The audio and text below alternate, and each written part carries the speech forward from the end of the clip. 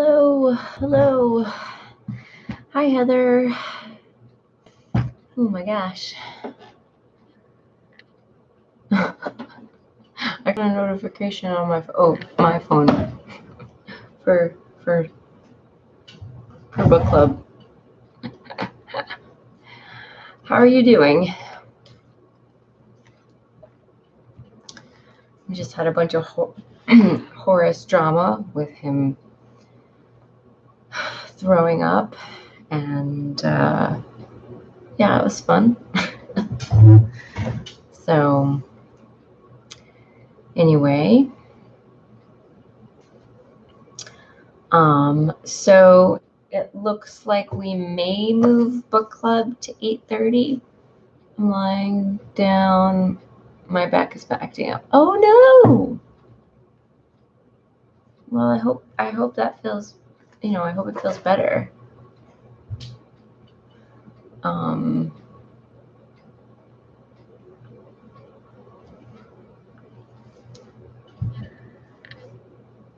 So I guess it might be hard to type, huh? Is Horace okay?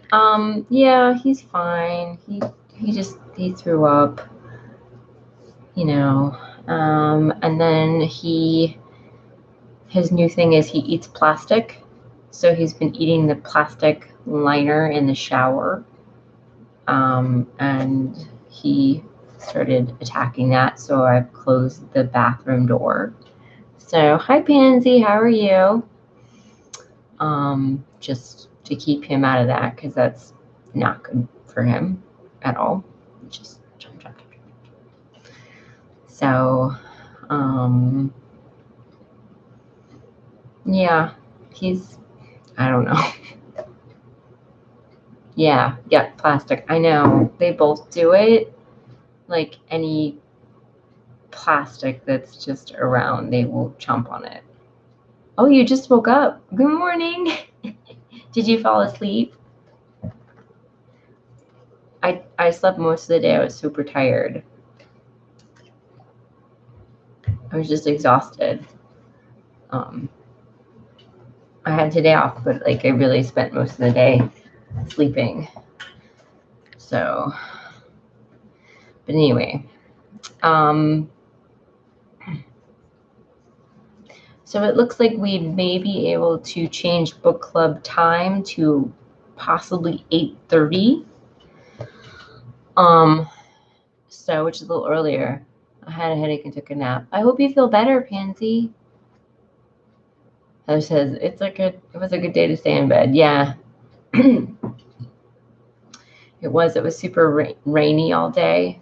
And then I went to the post office to mail some sales, and I went to the Y to swim and do the sauna, and I went to return a package to Amazon. So I did some errands. So 8:30 would be good. Okay. Yeah. It won't help that much anyone overseas because it's still 1 o'clock in the morning. But it'll probably help us here in the States. But I mean, it'll help more because now it's really early in the morning.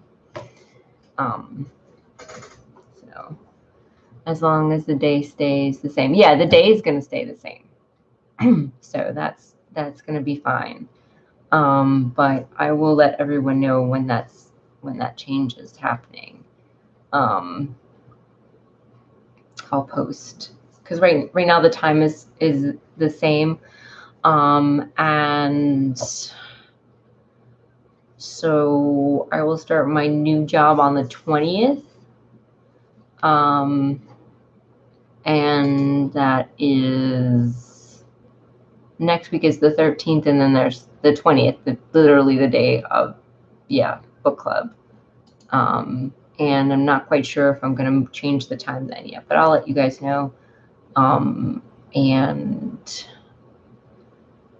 next week we will not have book club because I'm working till 9, and I think that's just going to be too tough for me to just sort of get home and get ready and everything else. So Next week, no book club. I'll put a post on it. And then the next week, we will have book club. It'll probably be at the same, I don't know if it's going to be the same time or not.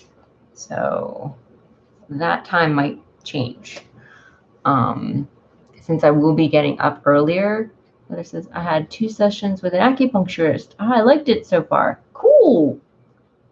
Have you? Okay, I just want to say that anyone who's watching the replay, please like fast forward about 20 minutes or so, because to get to the meat of, we are doing part 2 of the Weedwife's remedy, but we're usually chat a little bit. So, hey V, how are you? Glad you could make it. Welcome.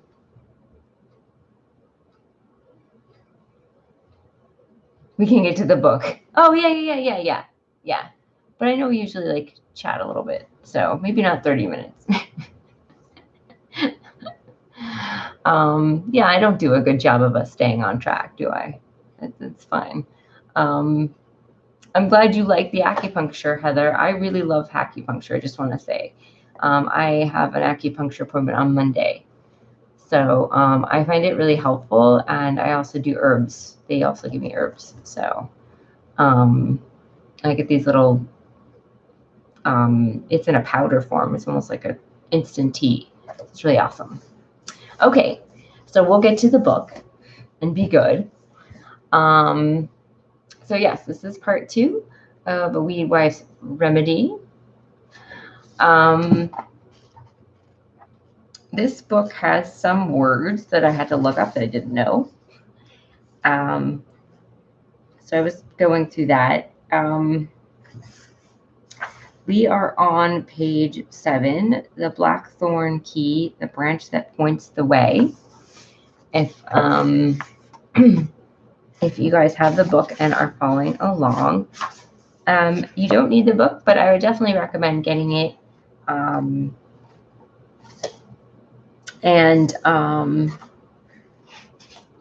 This one is about $25. It's a little pricier than our other books. You can also get it on thrift books, but it's like $24. I've got the links. So she does herbs too. Oh, herbs from Australia. Oh, that's neat. That's cool. They have some they've got, I don't really know much about herbs from Australia. There's a deck. My book is in the other room. I'm too lazy to get it. That's okay, Heather. You can just listen today. I have my coffee and my water today. Anyone drinking anything tasty?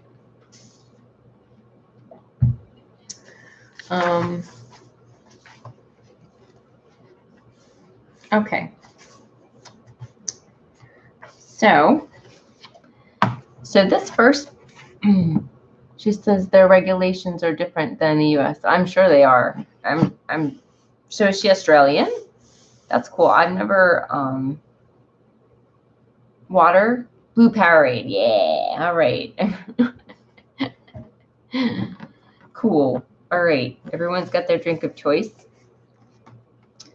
I've never met an Australian acupuncturist or herbalist. That's awesome. I've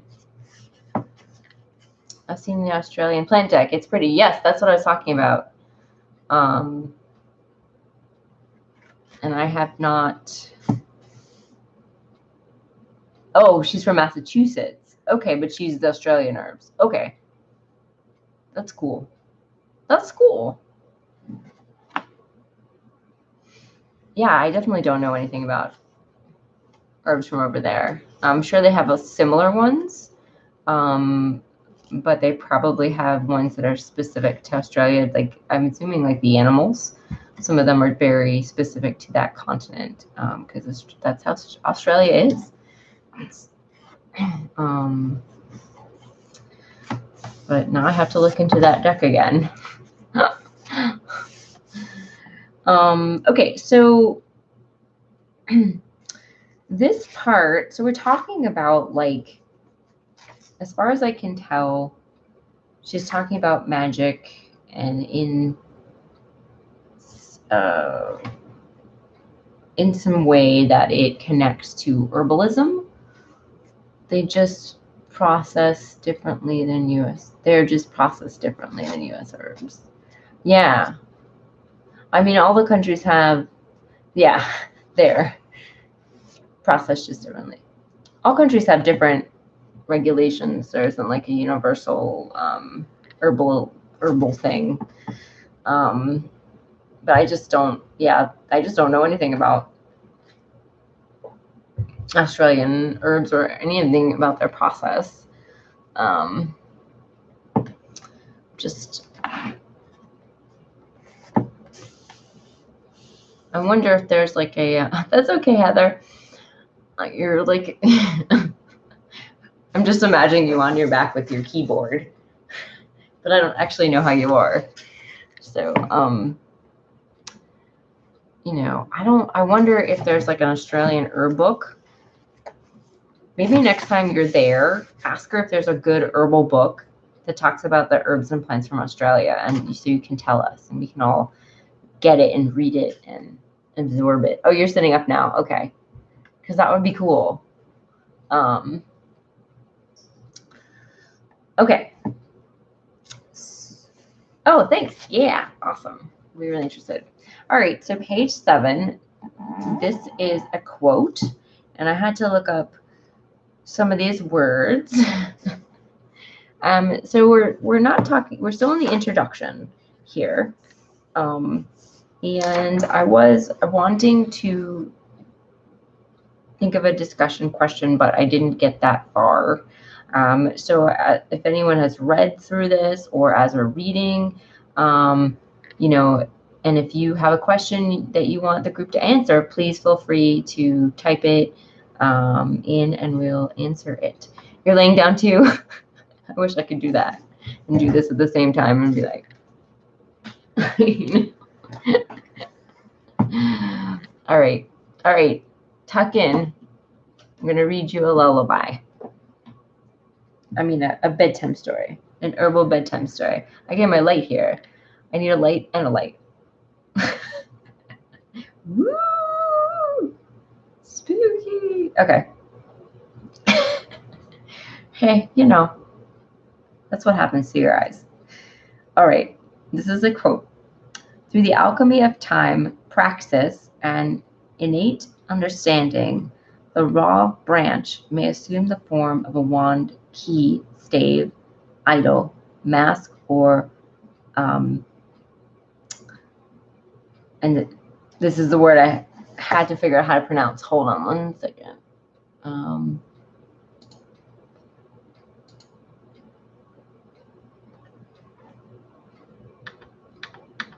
don't know if it's Elizabeth. Yeah. Okay. Okay. Whoops. Whoops. Okay. Sorry. Elizabeth. Which means it actually means phallic-like. So, and then praxis is a practice as distinguished from theory. So it's like how you do something in practice can be different from theory. So, so the raw branch may assume the form of wand, key, stave, idol, mask, or auspicice, in according with the magical aims of the practitioner. The wood will have thus moved from activity through contextualized empowerment to activity anew, the hidden deeds of art. In this manner, the occult herbalist receives the impressions of the tree's power in omnia. So I had to look up what that one is. And this is how to say it. Omnia. Omnia. And Omnia is a self-described Neo-Celtic pagan folk band based on the Netherlands, and those members over the years have had, oh, okay, this is a band. Sorry, wrong Well, okay. That's not exactly the definition. I was trying to find the definition for that, and I thought I found it, but obviously I didn't read it well enough. So that's omnia, but I don't exactly know what it means. Tree's power in omnia. Having set foot in the circle of green, this reflects motions of the potensis of ethos through the activity of praxis into the Dionysianism of spirit congress, which lies at the heart of occult herbalism. That's quite a quote. This is from David Sicu. Oh my God, Skull. 13 Passages of Occult Herbalism. I will write his name down for you guys.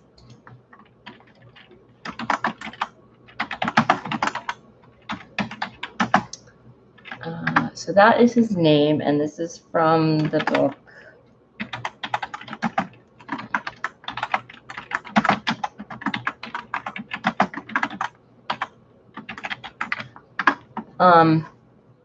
Oh, Heather found the definition. What is the meaning of omnia? Latin, prepared for all things. Oh, cool. Thank you.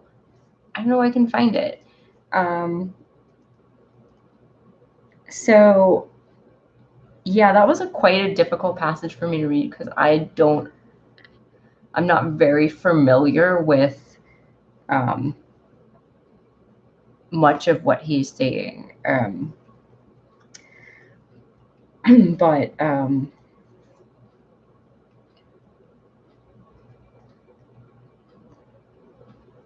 so if anyone has any ideas on what that means, please drop that in the chat.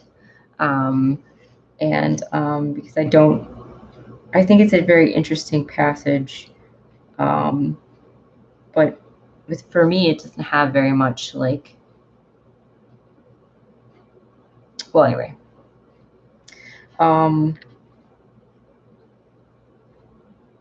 It just what it reminds me of is the magician in the tarot, because she's talking about the wand. Adverb definition in all respects. So okay. So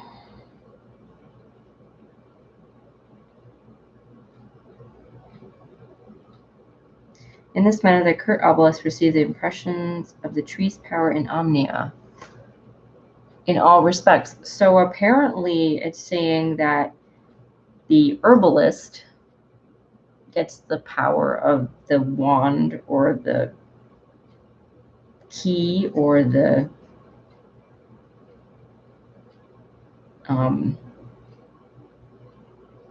from, yeah.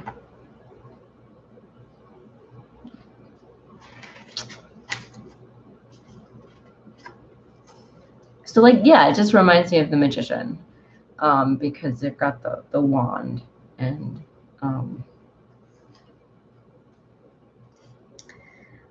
there is an enchantment in the prick of a bramble thorn. Like so many other forms of magic, it is easy for most to ignore, to tune out, to turn away from in favor of distracting thoughts, anxiety, restlessness. But it's there nevertheless. Some would say it's waiting for us to notice, but it is we who crave the wound that opens the world. Patterns, enchantments, the endless weave and tangle of energies exist whether we acknowledge them or not. While some magics are made more powerful and obvious by our conscious attention, the slow steep or arrow sharp of what is exists with or without us. Heather says the discipline of occult herbalism encompasses the knowledge and use of the magic, spiritual, and folk dimensions of plants. Yeah, yes, I like that idea.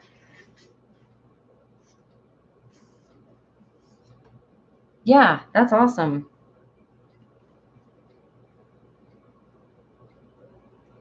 Because, well, you use herbals, you use herbs, you use plants. It's the natural world. So that makes sense. And I was stumbling to say that I just don't, I've never read anything about magic and herbalism, occult herbalism. You know, um, a lot of my experience and practice is very not in that realm. So some of this is new to me, some of these ideas.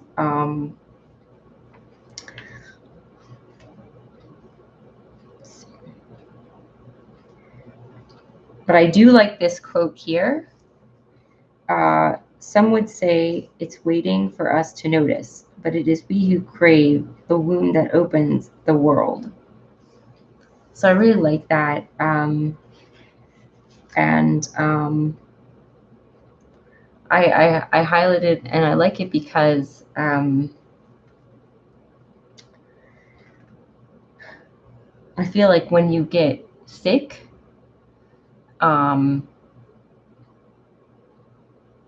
if you have just a cold or something, you might not go through this. But if you have like a chronic illness, it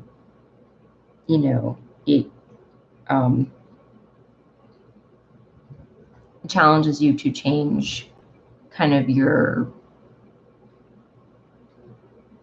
world, and things sort of open up.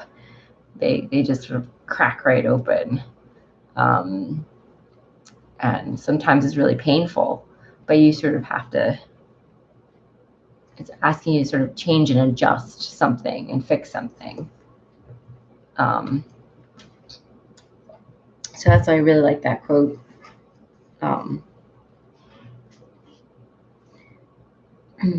As humans, it's too easy for us to be consumed by the seduction of consensual reality, where we, as usual, are primarily responsible for the power and effect of everything. While it is certainly true that our perceptions shape our experience of reality, so much of this is dependent on recognition, not creation. Most of us learn how to make magic happen more quickly if we can understand that it's mostly a matter of opening one's eyes and allowing ourselves to use the connections between us and the world that have always been there. You're willing to try anything when you're feeling so crappy. You are. Yeah. So not only does it sort of open you up to new things, like physically, also like new ways of thinking about the world and how you function in it.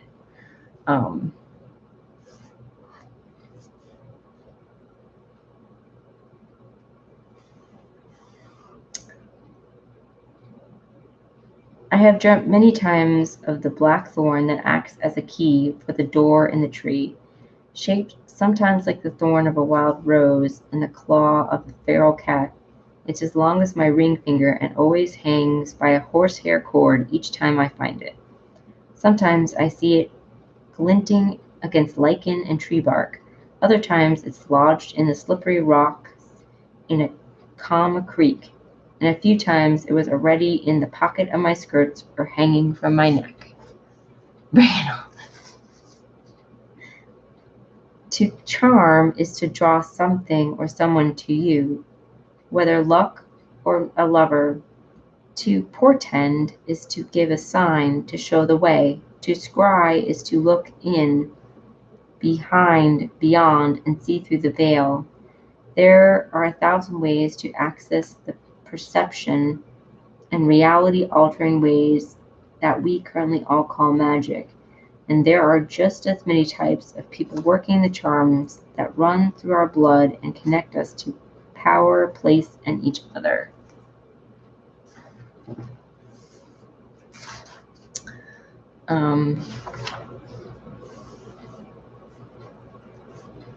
Magic is a way of being open to a state of enchantment, of being infused with a kind of wonder that opens the eyes to the underlying structures of reality and grants access to the weavings within the world. To be under this enchantment is to move beyond the veil. Magic is what we do there, and the ripples these actions have on what we call the real world. This is different than enforcing our wills on the world, but still allows for subtle shiftings in the patterns that we live and move within. Magic works not because our wills are so strong that we can change reality, but because we have a profound and intimate relationship with an inspirited world, and that relationship allows us to impact our own lives in subtle yet powerful ways.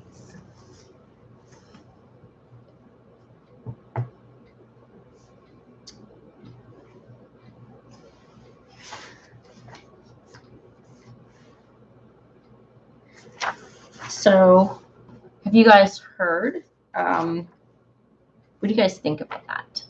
Like I said, I wish I had a question, but today I'm unprepared. But I really did like the last paragraph that I read, especially the magic is a way of being open to a state of enchantment, of being infused with a kind of wonder that opens the eyes to the underlying structures of reality and grants access to the weavings within the world. And I really feel like she's talking about, in a large way, when you are like doing, like when you're healing,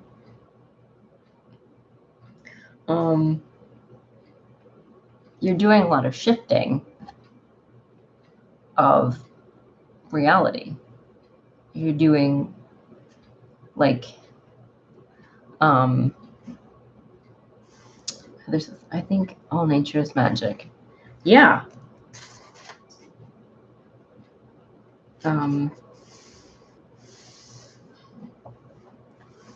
I would agree.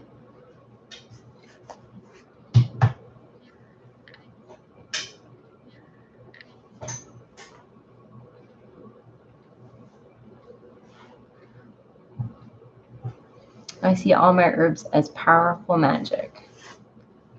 They definitely contain, I feel like the herbs contain, that possibility, that, that potential to help us. I mean, they're very transformative because they're working with your body to change it, and that's definitely like a kind of magic, and you're changing. So I think that is what she's talking about, and also maybe understanding how things work.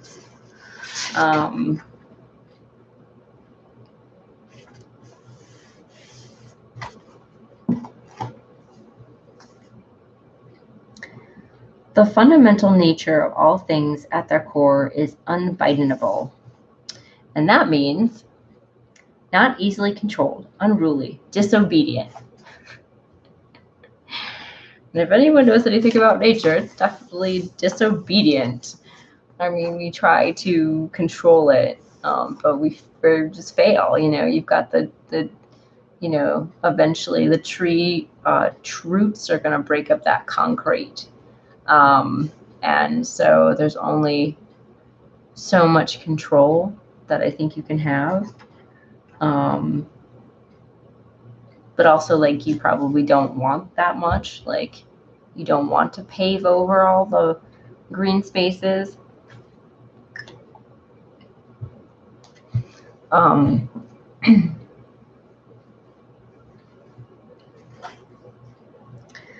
Magic, most of all, is wild. We sometimes deceive ourselves into believing that we can command the wild at a whim, with a gesture or a prayer or a candle, but this is delusion. We may invoke, invite, or even bargain, but we do not command. Our strength of will is of utmost importance, but in the sense of maintaining radical focus, not in the sense of controlling anything or anyone beyond ourselves. This magic is dirt magic. It belongs to nothing and nobody and to us all. I think it can be a balance. I agree, Heather, definitely. The wise folk of the hedges, we are gathering once again. We know the phase of the moon to gather mugwort from the stoop, the signs by which to plant the oats, the song to sing as we charm the hellbane to blossom. Ritual time and sight aligned to point the way inward and outward, and the stars singing in our bones.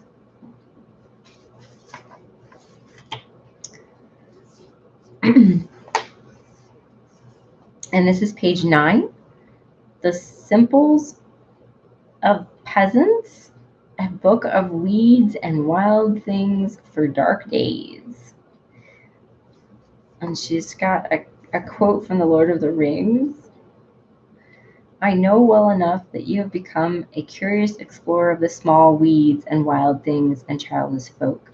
Your time is your own to spend. If you have nothing worthier to do, and your friends, you may make as you please, but to me the days are too dark for wondrous tales, and I have no time for this simples of peasants. And that's a quote from The Lord of the Rings by Tolkien.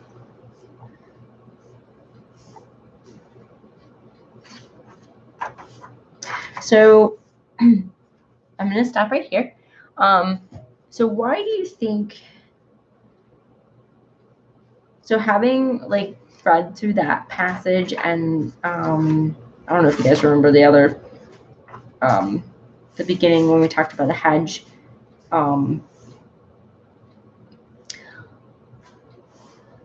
sit and watch the moss grow. Yeah, I think that's good. I mean, in the quote, it's saying that, I guess this person says the days are too dark for that.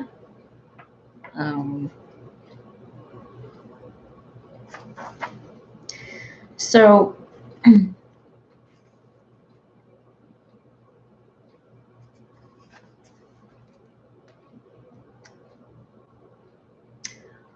why do you guys think, I know we're like a couple pages in, but having read that,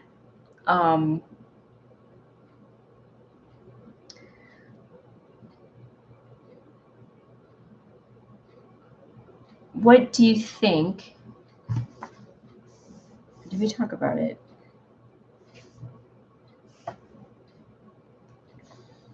I'm sorry. I feel like I did a lot better with like Susan B with leading our discussion, but this book is a little harder for me.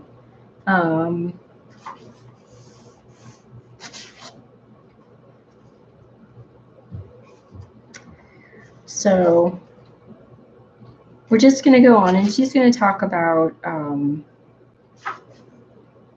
the reasons she wrote this book, and some of the themes. And I think we talked about that last time. So, gentle reader, you hold in your hands a humble volume about plants, common yet often unknown, wise, wisdom that has been handed down across countless generations, but is always halfway hidden in shadow, about a world that is only steps from most of our front doors and yet rests in the liminal spaces so easy to miss. Weeds, wayside plants, and old wives figure largely here, for we are greatly in need of their wisdom. There is much to be learned from wanderers' tales in a time where we increasingly lock ourselves away in isolated towers and neglect the wisdom of ancestor land and spirit. But some weedwives still gather nettle by the dooryard, and sow nightshade in the back garden. By the turning of the moon they harvest and plant, garble and weave, tincture, and infuse. So that's us. It's delving into some new ideas. You're absorbing them for the first time. You've read a lot of Susan Weed's thoughts on herbs. I have. Thank you, Heather.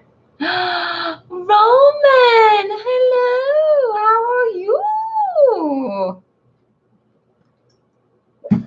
Thank you for popping in. Yes, we're reading a most lovely book. Yes. Hello. You're fabulous. We're good. We're good. We're just digging into some new crunchy subjects here, letting it all sink in. So, I've missed you too. Yes, definitely. You have been missed.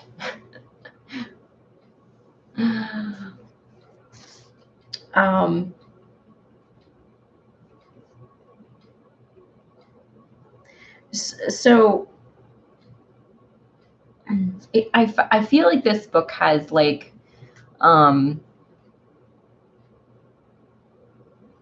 sort of like read my mind, and I put some words to some thoughts that I've had, which is cool.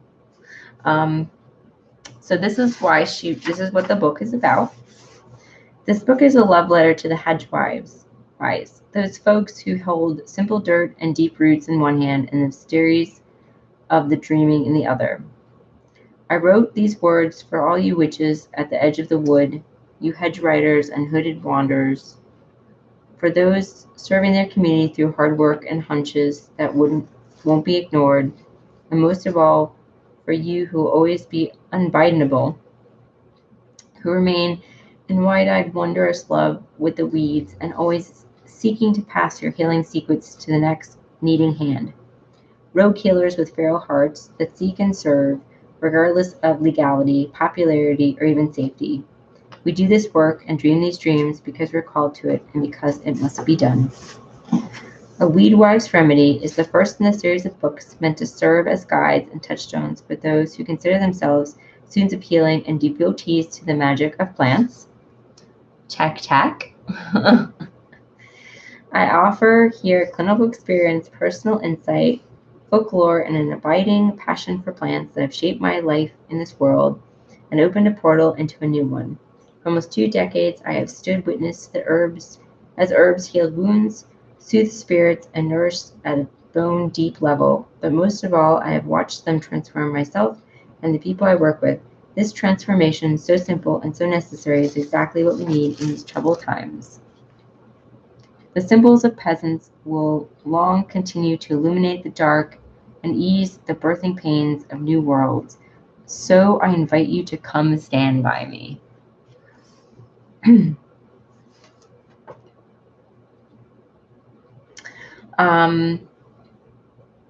And here's another quote by Kat Valente from Monstrous Manifesto. If you are a savage, stand up. If you are a witch, a dark queen, a black knight, if you swear by the moon and you fight the hard fight, come stand by me. For we all have stripes and we all have horns. We all have scales, tails, manes, claws, and thorns. And here in the dark is where new worlds are born. Come stand by me.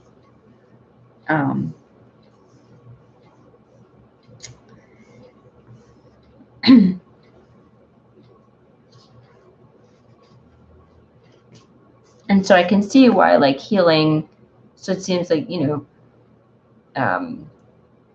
magic in general can be about transformation, and so can healing. So they're very,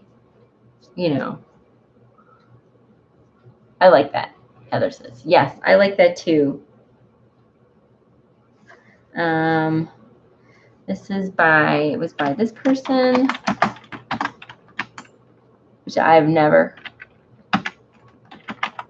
and it's from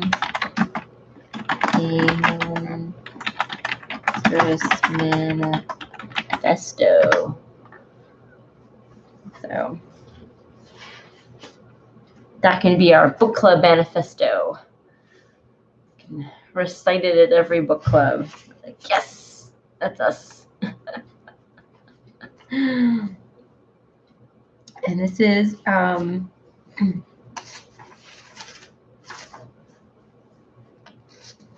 page 11.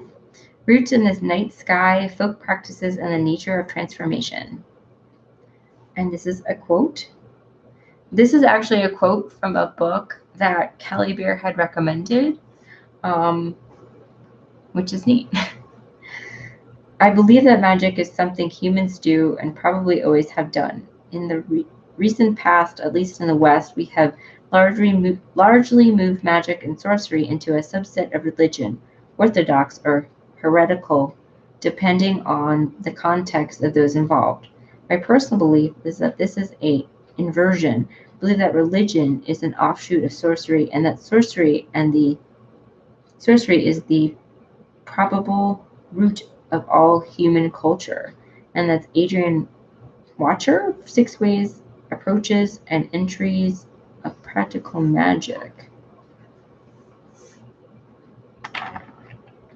Both involve intuition and intention. Yes. Magic and herbalism. Yes. So she's talking about this is the person's name. And then the book is, yep. 6. Let's see.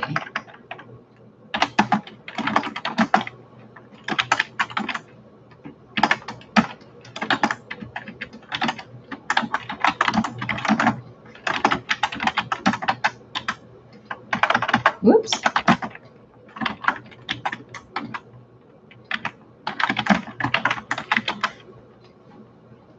probably spelled that wrong. Practical. There we go. Yes, so that's the book. Everyone wants to look that up if you're interested.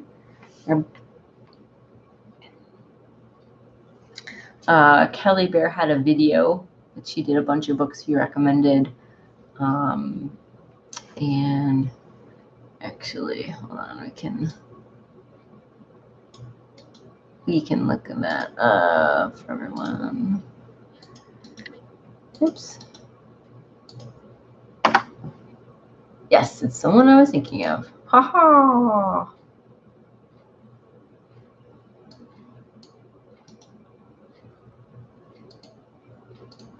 So we have a lot of books to look up. Yeah, I know. Oh, it won't let me.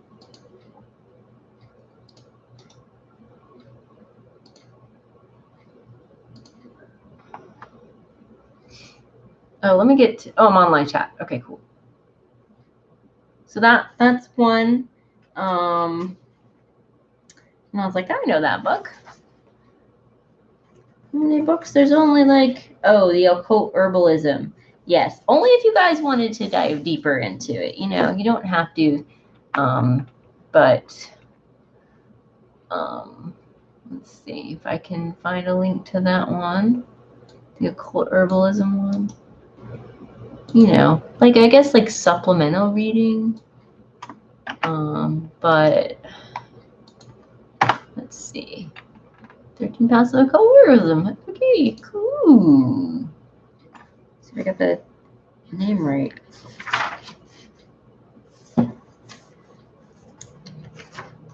Yeah, that is right. It's $13.97 on Amazon. All right, there we go. All right, so those are 2 books.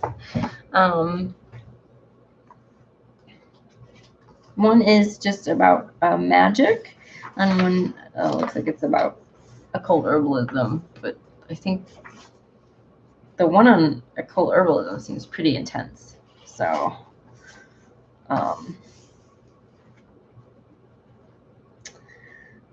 Folk magic is a continuation of rituals, practices, beliefs, and perceptions from the people, all the people, which includes any and all of our ancestors who at any time practice any form of magic, whether faith-based, ritualistic, or made up only of need.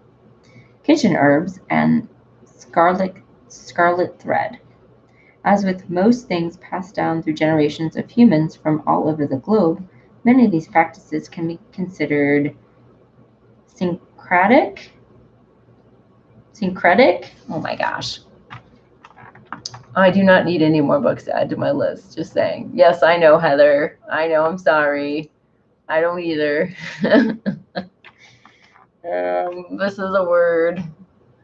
Let's see. I will be looking it up. Yes, this one. This is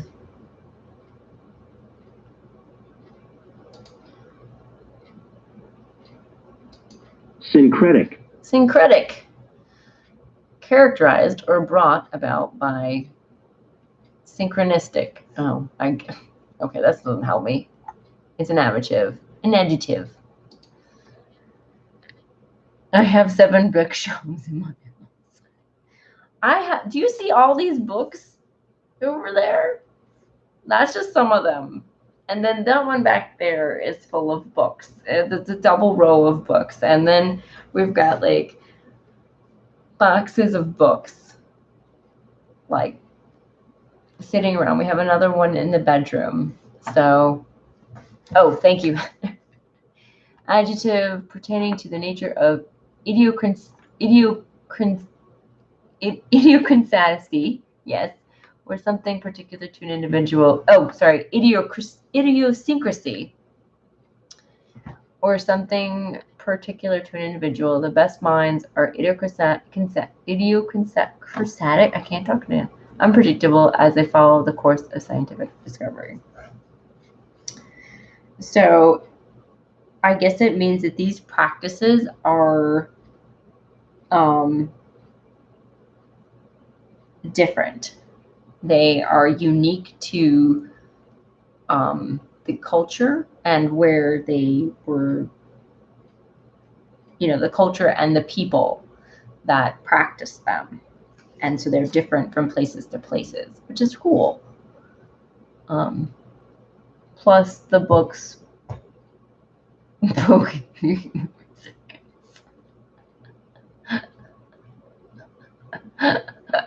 Syncretic, yes, thank you.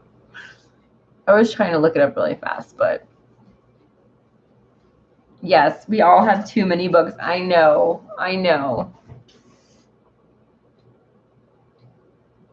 Genius Loki. Overflow. Yes. Pansy, you just need another bookshelf. Obviously. I mean, that's what we need. I'm like, get rid of a book. No, what? Look it up later. Okay. Oh my gosh.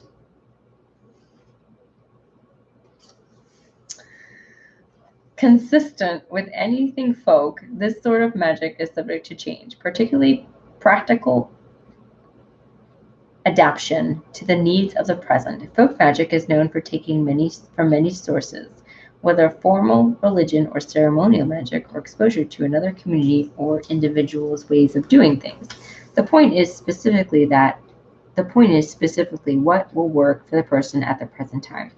While practitioners may use a wide variety of tools, words, ways, it is always transformation and insight that lies at the root of what we are doing. The words and the ways change, but our bond to spirit remains the same. I can definitely see a similarity to house too small for another bookshelf. Oh. You just need a bigger house. That's it. Books can go You can absorb the information while you sleep. Yes. We should go under the bed. Yes. Right? You can just like through osmosis.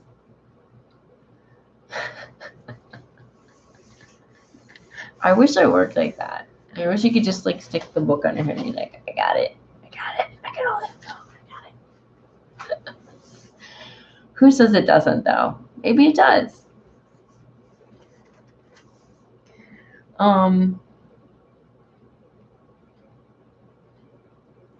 So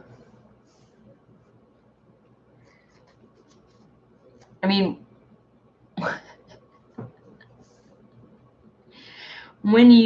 so she's saying that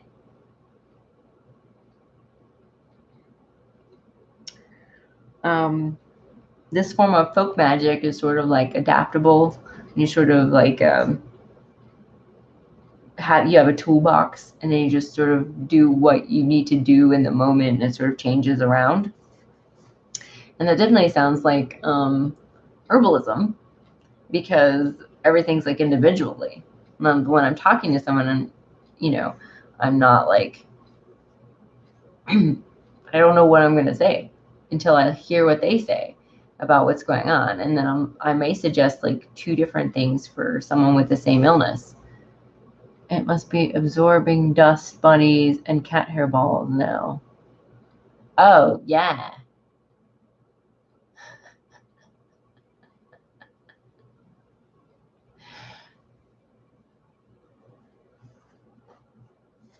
Books are good for that. And not everything works the same for everyone. That's true, Heather. Yes, exactly. What matters is that the practice upholds and honors the practitioner's relationship with space, with place spirit, and what is as elegant and specific as possible, and most importantly, that it works. We can make the workings of change and transformation as complicated or as simple as we like. History and ancestral traditions will uphold either end of the balance as long as we can sustain the focus, will, and need required to fuel the fire. Pansies, you're afraid to look under the bed.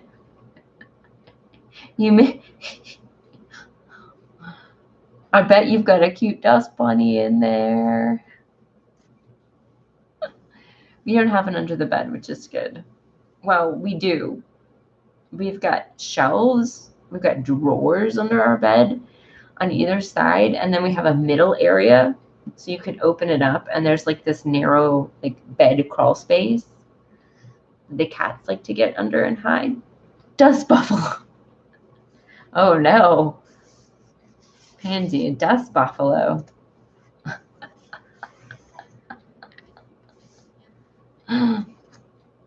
That's a large bunny.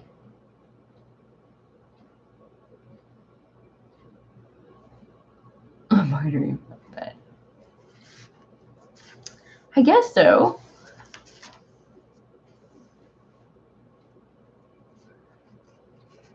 So guys,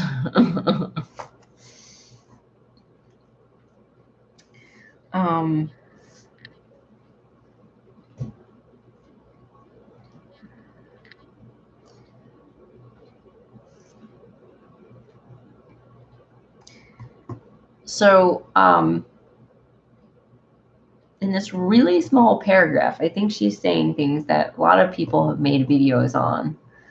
I'm going to read it again.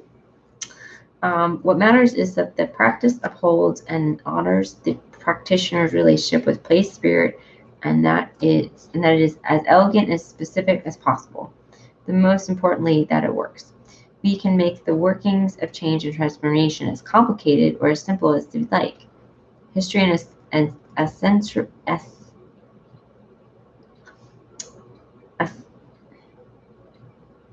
oh my gosh.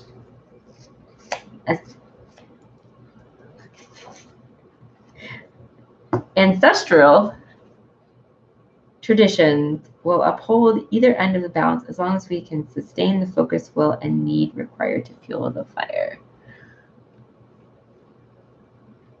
I got bit by a dust bunny once. Oh no, are you okay, Tange? I craved just for a week. I think it got off light. I've heard that could be major. Yeah, on second thought, Pansy, don't look under the bed. I don't think we've covered the herbs for dust bunny bites yet, so it might be in this book, but we're not there yet.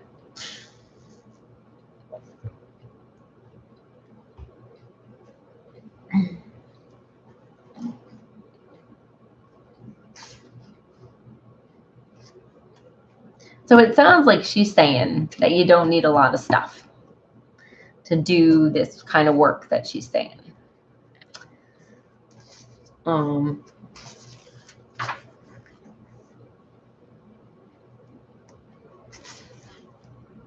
Which is cool.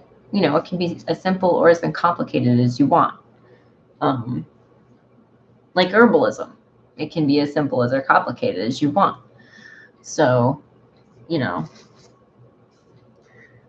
some people hold the view that magic is purely a psychological phenomenon, and that is primarily a matter of the way in which we see the world and how we interpret the items, the images, dreams, symbols, and other phenomenon the unconscious holds forth to us. I see the unconscious, whether personal, phenomenological, or collective, as profoundly powerful and certainly capable of changing a person's or many persons' lives. I also see that unless our definition of the collective unconscious extends to the more than the human world, it cannot express the full content of what magic is and does. Use what grows in your area. Yeah, definitely. May have to use a little dust bunny to make an antidotal dust bunny bites. Oh, make an antidote to dust bunny bites. Yes, like a shot, like an inoculation. So we have to like sneak there while it's sleeping and like get a bit of dust. So yes, post the remedy to the Facebook group, and we'll all be able to fight off our dust bunnies. And it's easy to say that everything is connected. It is less easy to act as if those words are inevitably envelopingly and infinitely true. So it's one thing to, think, or on the thinking level to know that we are all connected, but it's another thing to really feel those connections. We all live in different areas, but what is available to us is all different. Yes, an antidote. Definitely. Roman, yes. A dust bunny antidote.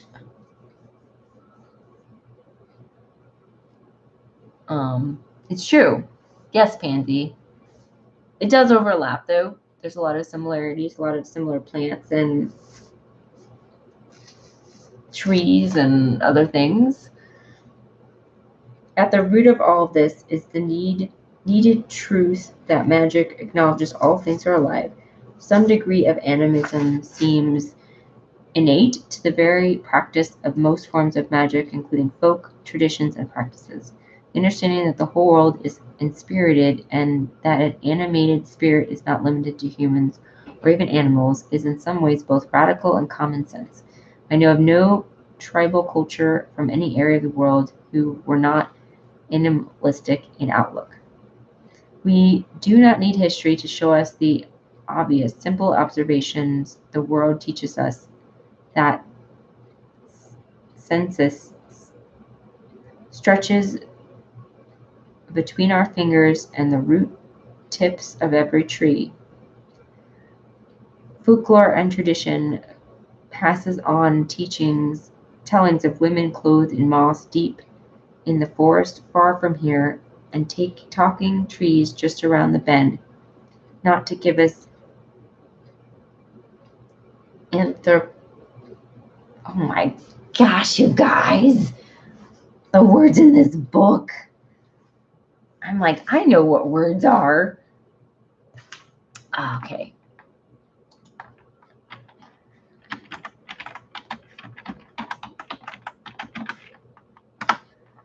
Okay, that's the word. I feel like I have to like read through here, and then like we literally have vocabulary words to learn.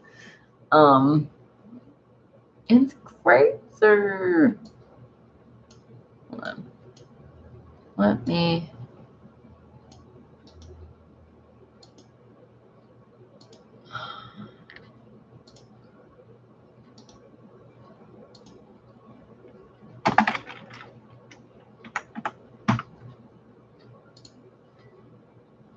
Anthropocentric. Anthropocentric, regarding humankind as the center or most important element of existence, especially as opposed to God or animals. Huh.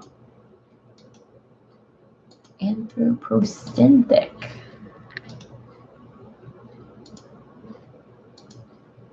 It's time for me to brush my dust bunnies. Aw, otherwise they get angry. Night loves big hugs. Oh, big hugs. Good night. Good night, Roman. Thank you for popping in. Good night to your dust bunnies. Ah, me and Heather. Definitions at the same time. Woohoo!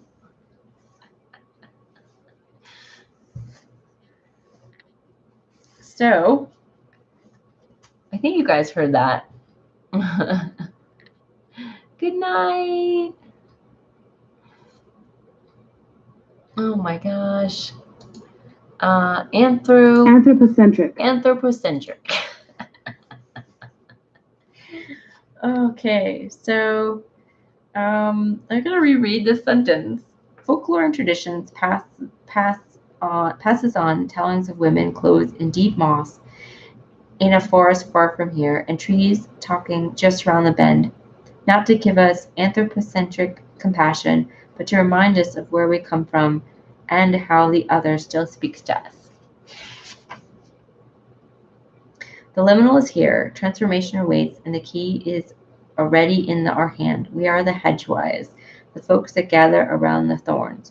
We sit apart from the village in secret thought, passing the black thorn key from hand to hand. I am not anthropocentric. No, I'm not either.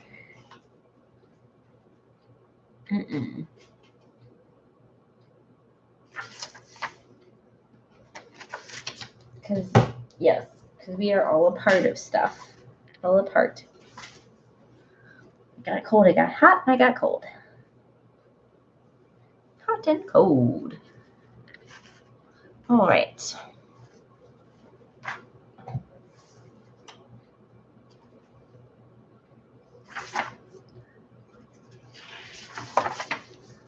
So, what do you guys think? The term can be used interchangeably with humocentrism, and some refer to the concept as humo supremacy or human. Ah, thank you. Thank you, Heather. Thank you very much. Yes, we humans can get kind of a complex that we are the most important. And we forget about that. We're not. We're just a part of the world, like everything else. So we just have these big brains that get us into trouble. Okay, I know it was a few pages back, but what she's talking about the blackthorn key, and she mentioned it at the end here of the introduction. So what do you guys think it is? What does it open?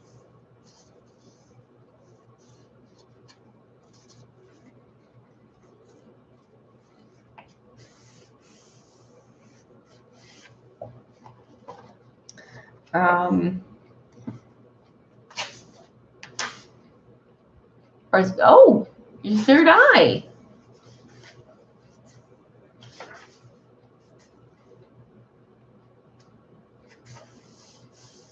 It sounds like it could be anything.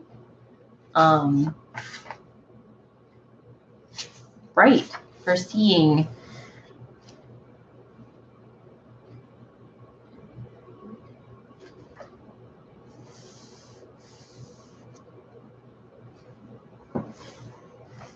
Right, so we can sort of,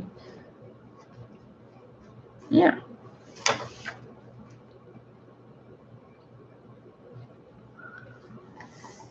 I can see that, Heather, definitely.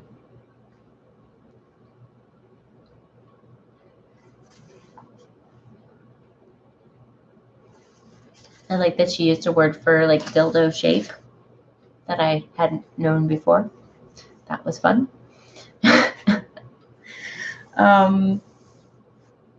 Okay, so the next page is page 14, and she's going to jump into talking about our first herb, which is a violet. We did talk about violet with Susan Mead. They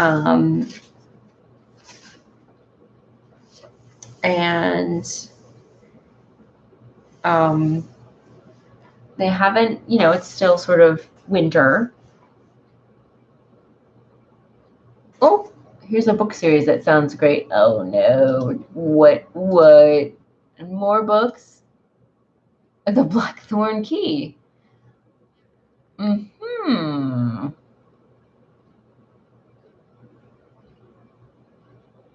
It's a murder mystery. Following a series of murders, an apothecary's apprentice must solve puzzles and decipher codes in pursuit of a secret that could destroy the world.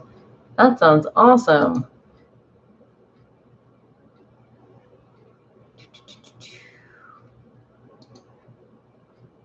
Yeah, it's called The Bad Guys. So there's some more supplemental reading for you guys. It's a little novel. We could just like spend a whole bunch of time just going off in tangents about this book.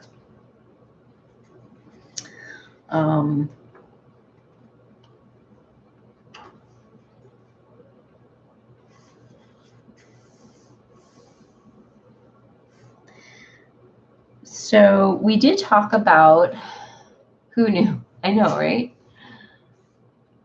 It sounds good. It sounds good. We did talk about violet with Susan Mead. It was one of our herbs. So if anybody watched or was with us during that that time, you'd remember. So yeah, we're going to go through it with a different herbalist, and all herbalists are slightly different, and they see the plants slightly different. So this is not going to be a lot of, it's going to be some, the perspective is going to be different. So there's not going to be really, there's going to be some repeat information, but it's going to be different, which is what is cool about herbalism. And this is the 3 faces under a hood, the many aspects of violet. I'm just going to read a little bit. And I wish it had like pretty pictures. But it does not. So this is the Latin name. And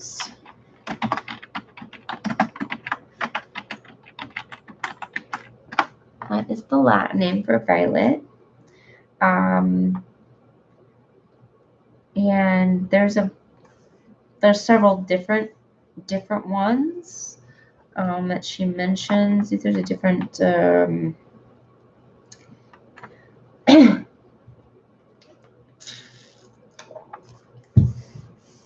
species of violet. usually there's several of a plant.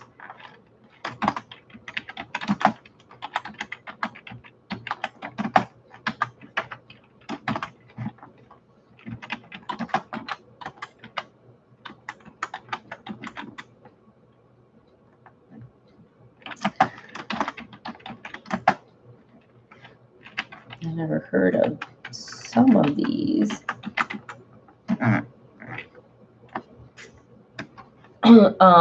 So those are some of the species. The first one I think is the most common. And she says properties will vary in intensity based on aromatics, mucilage content, and other constituents. So they just vary, but on the strength of those properties. Some common names are violet, pansy, heart's ease,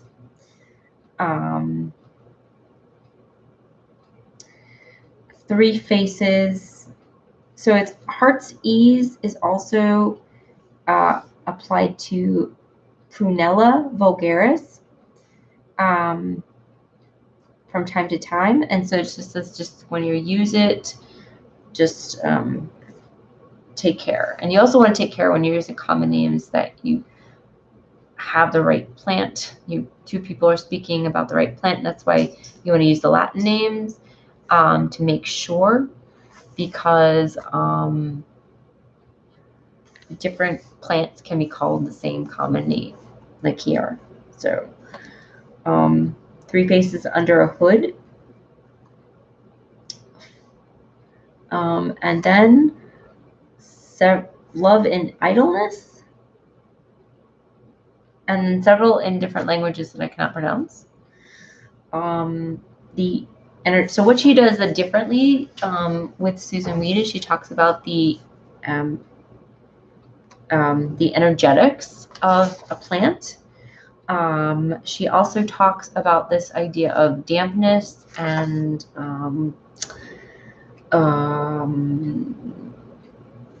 heat, which is a theory found in traditional Chinese medicine. Heal all. Prunella. Yeah. But apparently it is also called heart's ease, just like violet is.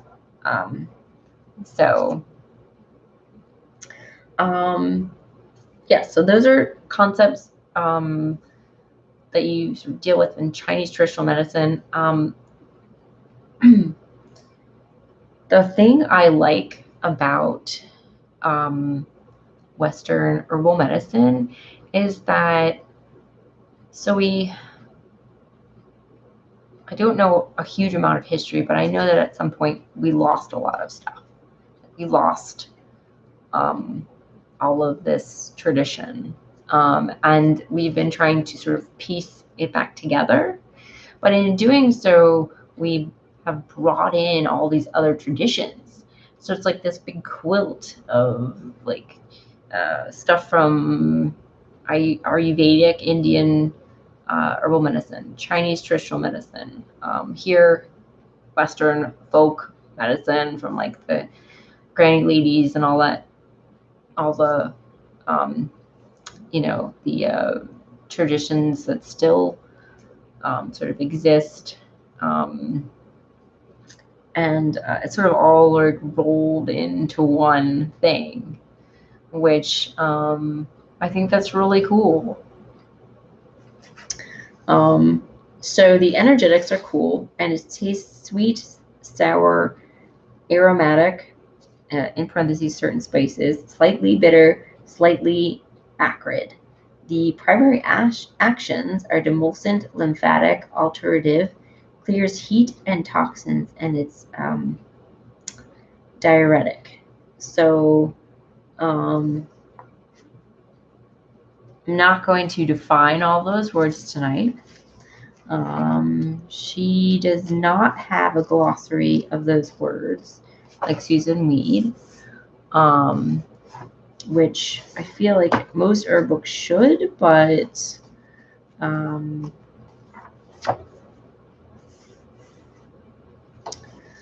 that's okay. So lymphatic. It helps with the lymphatic system.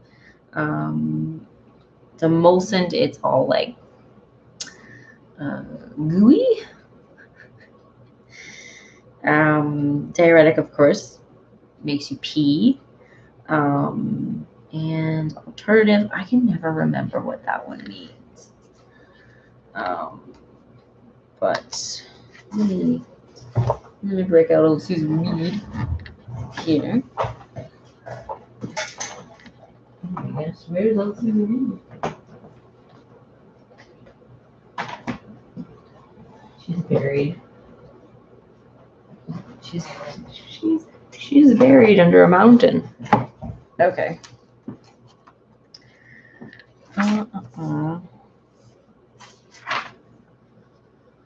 Alternate promotes a gradual and beneficial change in a being. So, demulcent soothes and reduces irritation internally and externally, protects against further irritation. And I think that's because it's like gooey. That's why I can. So I'll keep her here so I can read those actions. Specific indication: excess heat, internal or externally, with pain or swelling. Parts used: flowering aerial parts for the most part. So the aerial parts are the parts above the ground. So that can be the stem, leaf, and the flower. Here's a good PDF to print out.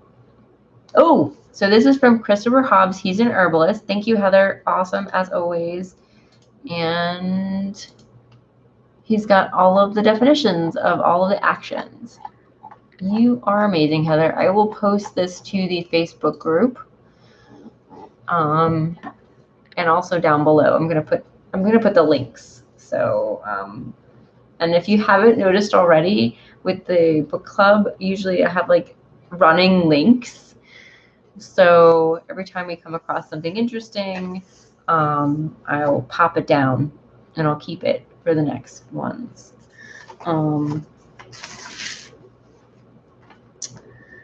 So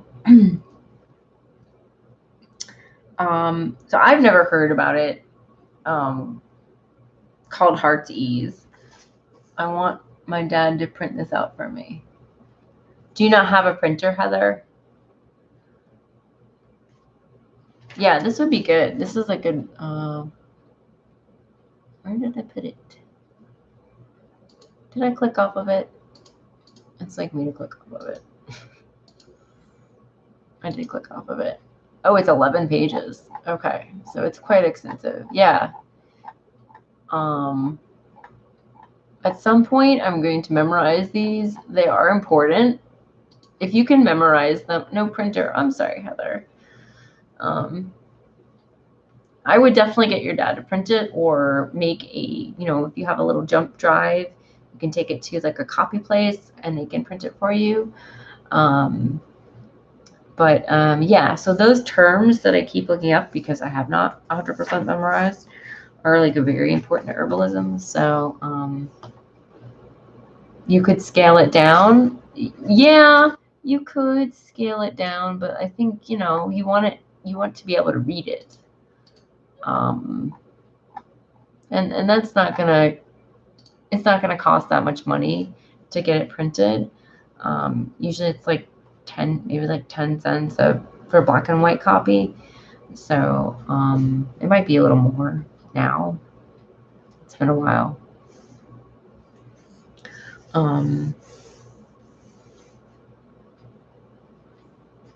But yes, so I made some flashcards a little while ago. I'm probably gonna make some more. So yeah, it's something like,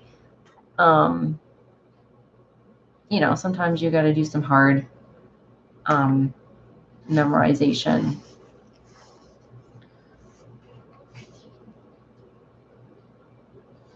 With the learning of the herbalism, and other times it's sort of more loosey-goosey. You could print out a library. Yeah, oh, that's a good idea, Pansy. Heather, you can. Yes. A lot of libraries have those services, so I bet yours does. I bet you they can even, like, you can log in on a computer there and just print it from the internet. Or they could just print it from the internet, from the link. So, this is page 15.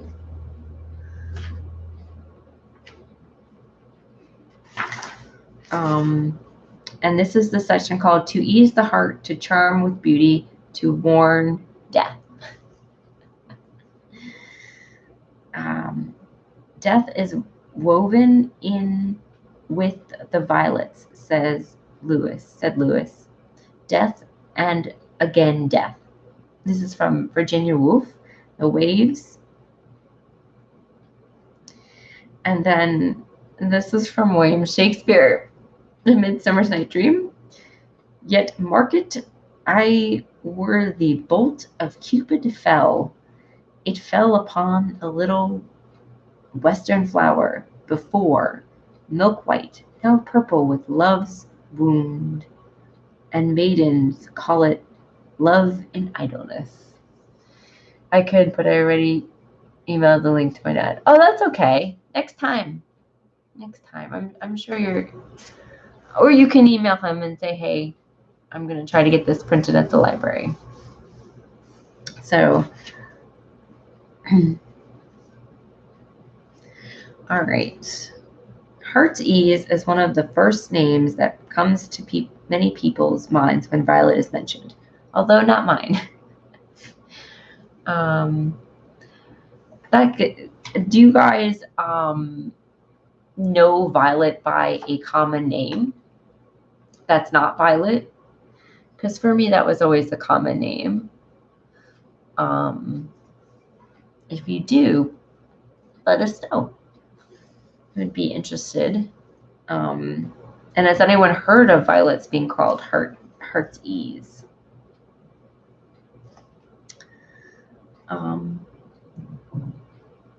Along with its association with calming heartache, invoking love, and bringing joy, the more literary-minded may also remember Oberon pours a potion of love and idleness into Tatiana's eyes to cause her to fall in love with him, with the hard-ass bottom.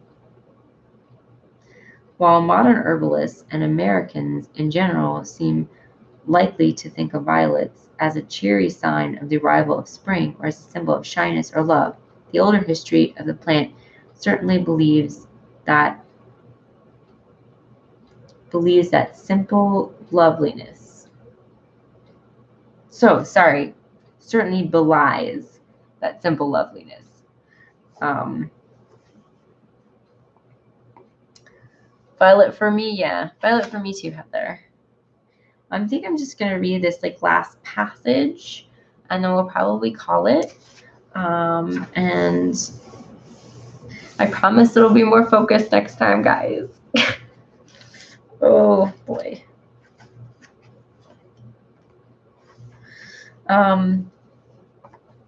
In contrast to modern perspectives, the folklore of the British Isles tells how the dark purple of violet flowers has long been associated with sadness, death, ill luck, and violets flowering in one's land in the autumn is an omen of death.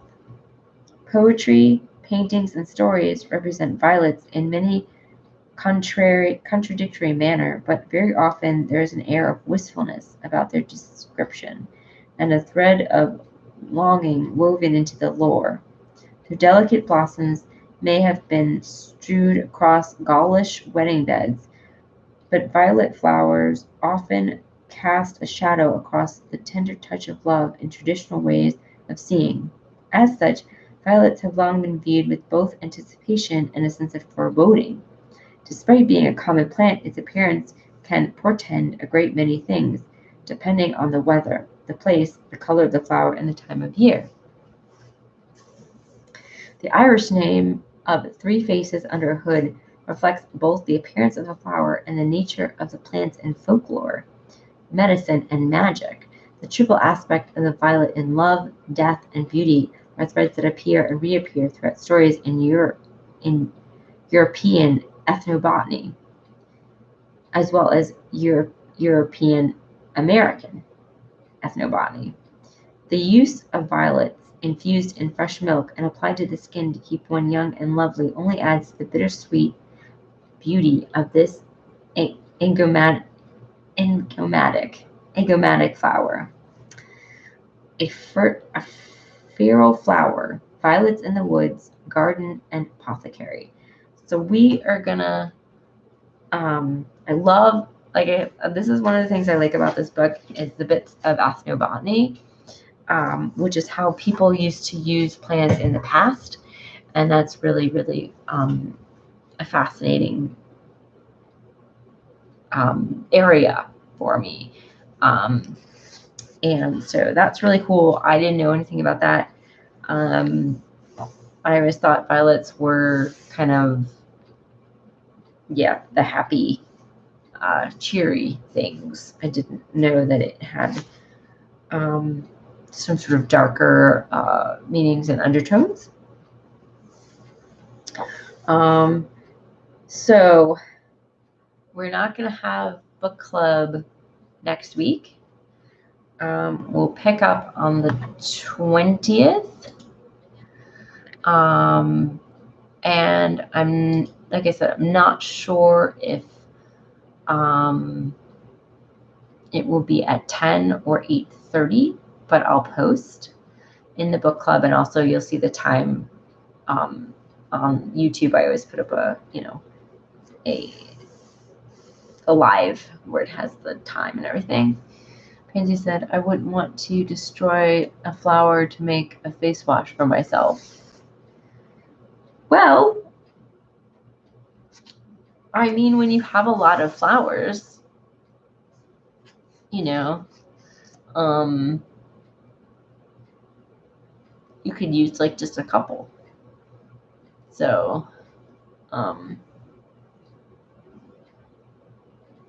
although like I would think that this face wash wouldn't last too long because it's infused in fresh milk. So,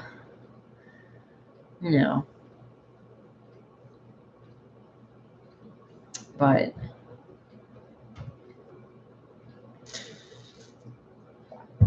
I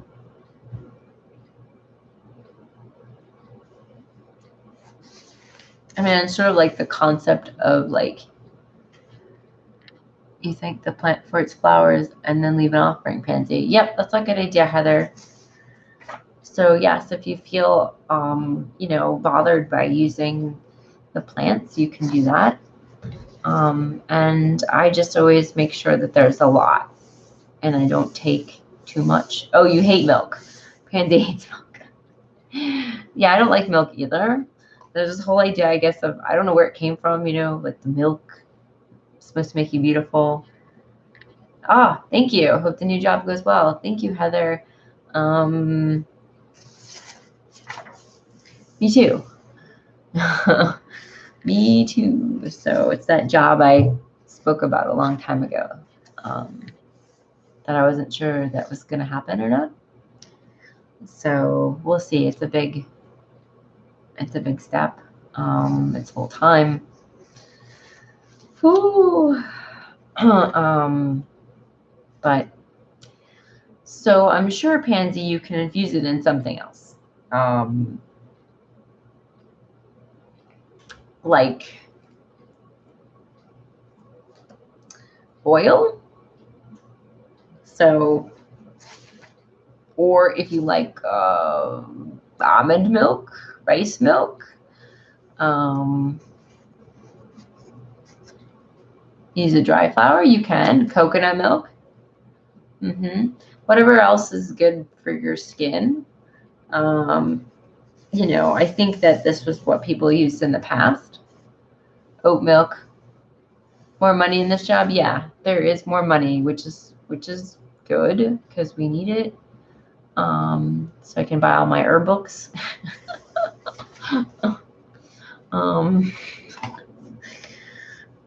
although like with full time, I'll have like less time to read, so that'll be fun. I'm glad I was able to read like a chunk of this book while I was off, but I don't know. I'll have like more weekends, but yeah. So we'll see. We'll see. It's a big step forward because I haven't had a full-time job in over 10 years. So more money, more books. Yeah. More money, more books, more problems. Oh my. But yeah, you can dry. I would dry the flowers first because they probably would mold, pansy, and then infuse it in whatever oils you like to put on your face. And you can make a little face oil for yourself. And then it would keep, if you use it in the milks, it won't keep. Adjustments will be made, yes. Try not to tax yourself. Yeah, I'm going to try. I'm just hoping that it would be less stress in some areas. And I'm going to be switching to mornings. I mean, right now I do get up early, and then I also work late because it's better for me to get up early.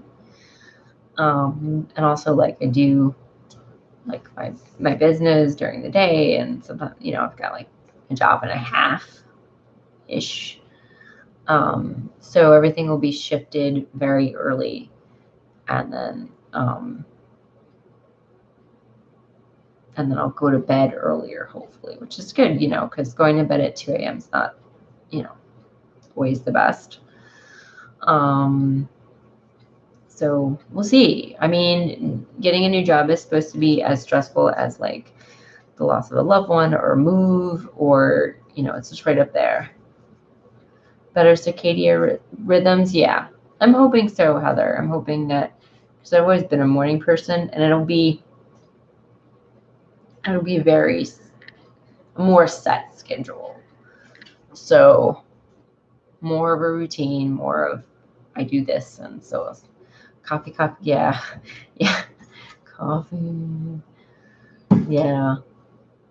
What I mean, like, it's weird because like I'll drink a cup of coffee over like 8 hours of work, so I'm not exactly sure, like,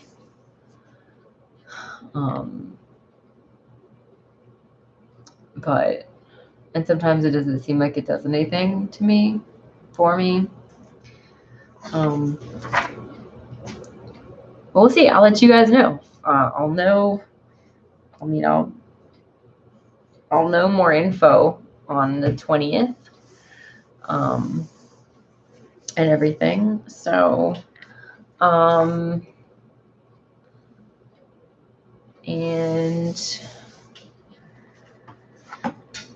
so yes. So we'll be covering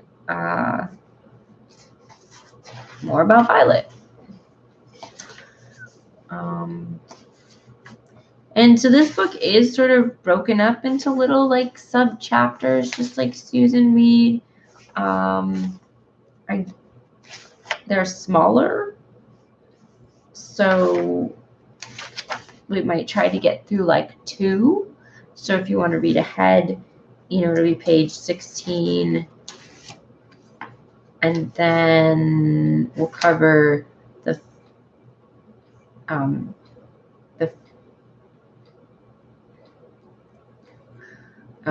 Violets in the Woods, Gardening and Apothecary,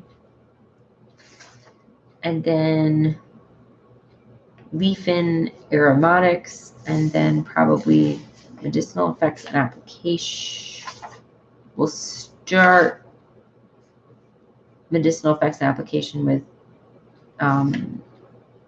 intending flow, lymphatic, and heat-moving properties. So probably page 16 through page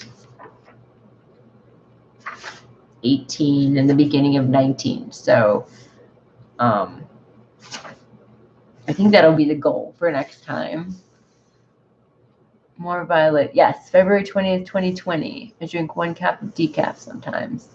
Do you just do that for flavor, Heather? No point in drinking coffee if you're Well, I agree, although some people like the flavor. So, like I said, sometimes it makes me more sleepy. Sometimes it wakes me up. Sometimes it does nothing. And this is literally like just 1 cup that like I drank like half of it this morning. And so. Okay, so Heather is ahead. She's in the Euro section. So she's in the... Okay, Heather, so you're just in the next section. Cool. Cool. I'm excited because I like she's interspersed these herbal sections with other sections. So I think, yeah. So like on page 34 is in the Weedwife's kitchen, stocking the cottage apothecary. So I'm loving you. Awesome. You like the coffee ritual. Yeah, you get up, you drink coffee, in the morning. It's nice. It's good to have a ritual. It's good to have a routine. It's really comforting. Yeah, yarrow is a plant we did not cover yet. So, and it's one of my, what did we cover it? Oh, we did not cover it. So,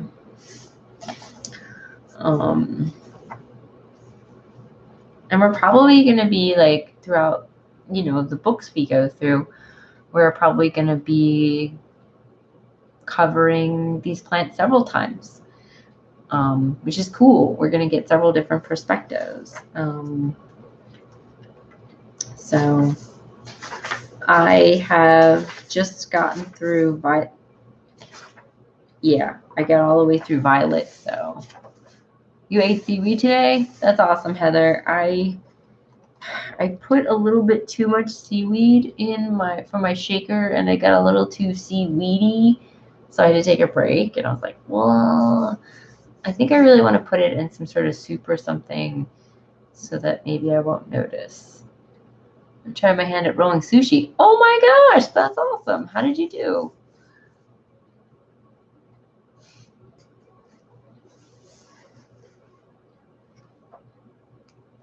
We were thinking about making, oh my gosh, not sushi, but spring rolls. So, because they're rolled up in like a rice, like thin rice paper, not paper, thin rice sheets. I thought that would be cool. Maybe we'll like sprinkle a little seaweed inside it. Put some like veggies in. I only had sushi rice. Oh, people still eat it like that. Put some like cream cheese and some carrots.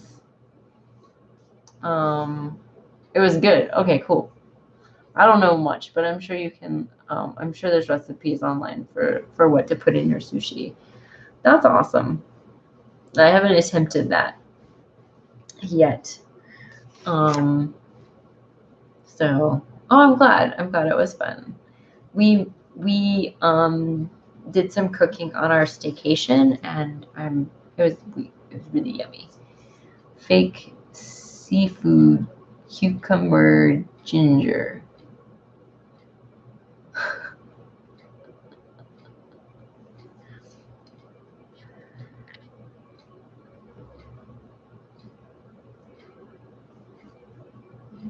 What did we make? We made, it was sweet potatoes chopped up really tiny in little squares with garlic and onions and peppers, red and yellow peppers, and forget what else we put in there. Sauteed up. So it was sort of came out like a mousse. And then what did we have with it? Like a hash? Yeah, like a hash. And I can't. Oh, I think I had like eggs, and then yeah, I had like eggs with it, and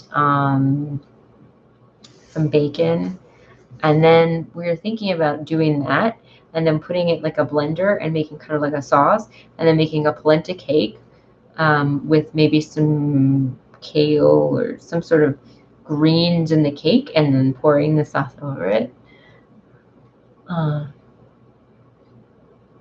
Except you can add salmon to the ash. We could, except we just don't like seafood. So so that was the evolution of this dish. I think it's going to be really yummy. And polenta is corn. Yes, corn. So yeah, it's a good idea. Just don't like seafood. So but you're welcome to steal the idea and put the seafood in it. You wanted to try it.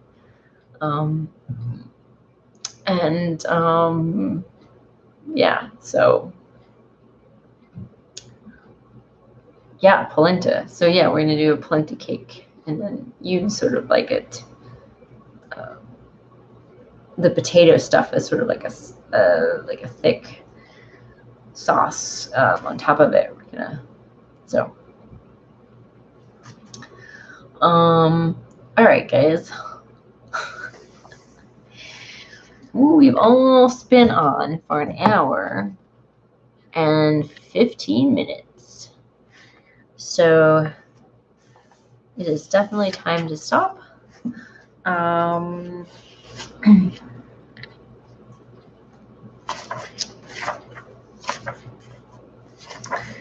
we will continue.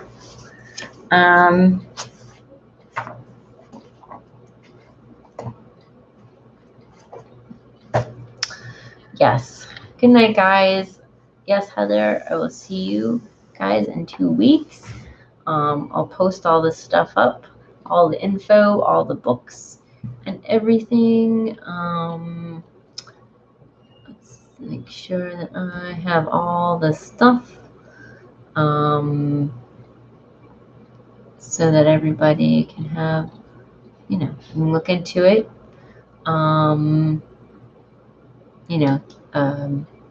Thrift books might also have these things.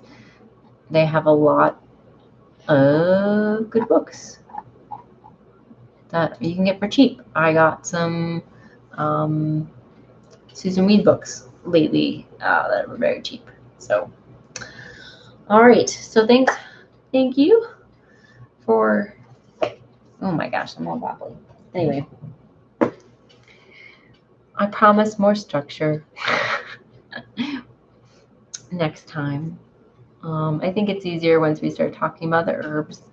Give us a little grounding. I'm glad everyone's liking the book. So our book, so